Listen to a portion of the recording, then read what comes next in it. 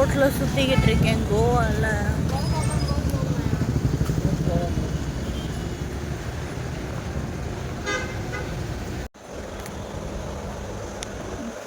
Guys இதுதான் என்னோடய hotel room. ரொம்ப முக்கியமான ரூம். கைஸ் இதுதான் கைஸ் டே 1. ஜாலியாக கிளம்பிட்டு நல்லா பிங்க் கலர் ட்ரெஸ் போட்டு மேக்கப் போட்டு கிளம்பிட்டேன்னா அங்கே போனால் பஸ்ஸில் ஏற்றிட்டாங்க. இந்த பஸ்ஸில் இருக்கிறது ஃபுல்லாக என்னோடய ஃபேமிலி மெம்பர்ஸ் தான். ஃபேமிலியோடு கோவாவுக்கு போகவே கூடாது கைஸ், நான் தெரியாமல் போயிட்டேன்.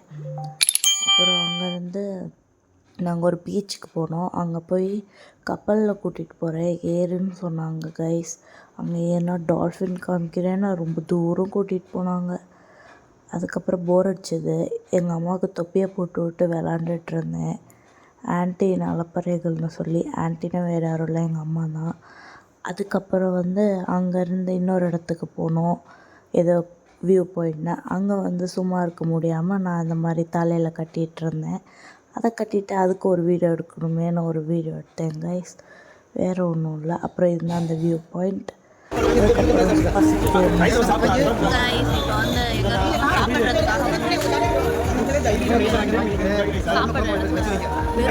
ரைஸே 100 rupees, ரோட்டி 20, பன்னீர் கிரேவி 300, சிக்கன் கிரேவி 450 இருக்குது. இங்கே ஃபுட்டு ரொம்ப எக்ஸ்பென்சிவாக இருக்குது கைஸ். சாப்பிட்டு முடித்தோம். பக்கத்து கடையில் போய் ஒரு ரெட் ஒயின் வாங்கிட்டு குடித்தேன். அதுக்கப்புறம் ஏதோ க்ரூஸ் கூட்டிகிட்டு போகிறேன் வான்னு சொன்னாங்க. அதை ஒரு கப்பலில் 3 மாடி இருந்துச்சு, பேரடைஸ்னு போட்டிருந்துச்சு அதோட பேர்.